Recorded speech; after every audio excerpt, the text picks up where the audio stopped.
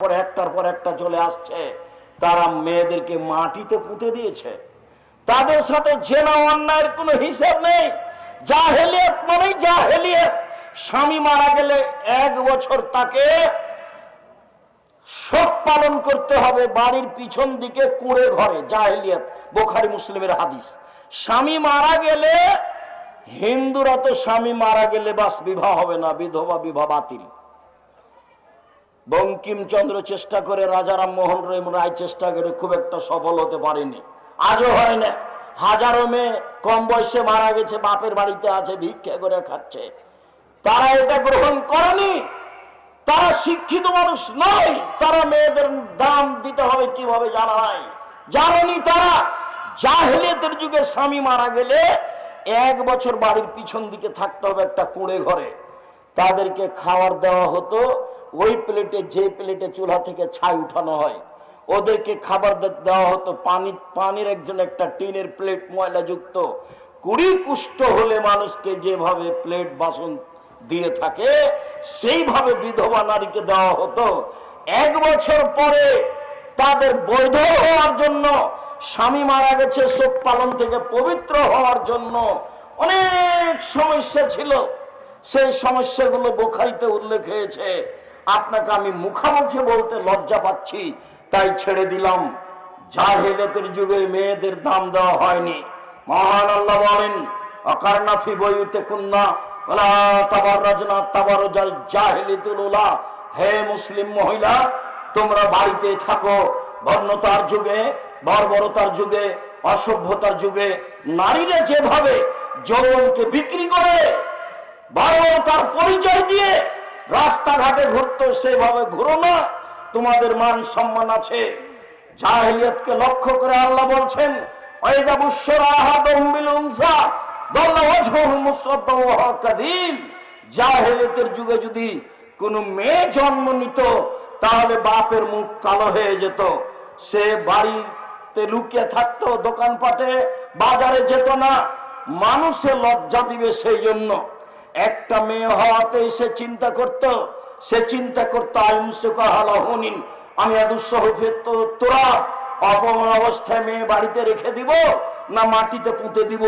যদি রেখে দিই অপমান সুনিশ্চিত, আর যদি পুঁতে দিই বালাই চলে গেল। তাই তারা নিজে হাতে মেয়েকে মাটিতে পুঁতে দিত। কায়েস ইবনে সাবিত নিজে বলছেন, ওয়াআদতু সামানিয়া বানাতিন লি, আমি আমার 8টা মেয়েকে নিজে হাতে মাটিতে পুঁতে দিয়েছি। আল্লাহ রাসূলের সামনে এসে বিবরণ দিচ্ছেন, এর নাম জাহেলিয়াত। সুন্দর করে গর্ত খুঁড়েছে, গর্ত খুঁড়ে সুন্দর করে মেয়েকে সাজিয়ে নিয়ে গেছে। সাজিয়ে নিয়ে যাওয়ার পরে মেয়েকে বলছে, আম্মু দেখো তো নিচে কি। তখন মেয়ে তো বাপের সাথে আছে, যেমন নিচে দেখতে গেছে তেমন মেয়েকে ধাক্কা দিয়ে গর্তে ফেলে দিয়েছে।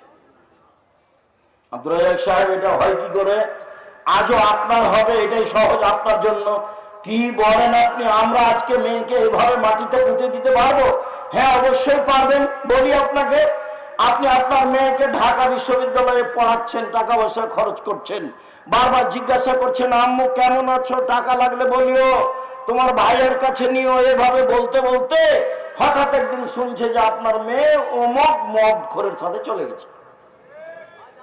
তখন আপনি বলছেন যে তোকে ত্যায্য পুত্র করলাম, তোকে জবে করব, তোকে যদি পাই তো টুকরা টুকরা করে কত নদীতে ভাসিয়ে দিব। তো এখনই তো একটু আগে চুমা দিচ্ছিলেন আপনি, আর টাকা পাঠাচ্ছিলেন। এখন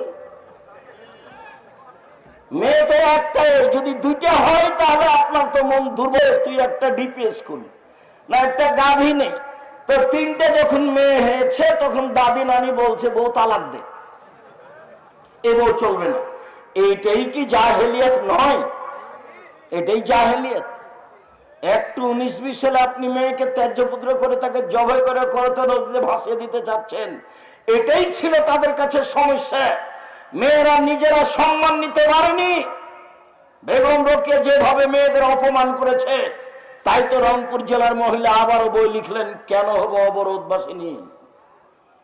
ঠিক সেভাবে মহিলারা নিজে নিজে জাতির কাছ থেকে সম্মান হারিয়ে মাটিতে মিশে গিয়ে ইহুদি খ্রিস্টানদের নীতিতে পরিণত, ইহুদি খ্রিস্টানদের অপমান গ্রহণ করতে চায়, স্কিন পায়জামা পরে জাতিকে অঙ্গ প্রত্যঙ্গ দেখিয়ে শিক্ষা প্রমাণ করতে চায়, যেটা বন্যতা, যেটা বর্বরতা, যেটা অসভ্যতা, যেটা কুকুর শ্রীগালের চরিত্র, সেটাই পছন্দ করে আপনার কারণে। আপনি বাপ হওয়াটাই অভিশাপ। আপনার মতো বাপকে আমি কোনোদিন বাপ বলে স্বীকৃতি দিইনি। আমি বলেছি আপনি চাচা, বলেছি আপনি সৎ বাপ। আমি এ কথা খুব ভালোভাবে জানি যে আপনি সত্যই বাপ, এটা আমি খুব ভালোভাবে জানি। আপনি সত্যই বাপ, কিন্তু আপনার স্বভাবের কারণে, আপনার দুশ্চরিত্রের কারণে, আপনার শিক্ষার অভাবের কারণে, আপনার বোকামির কারণে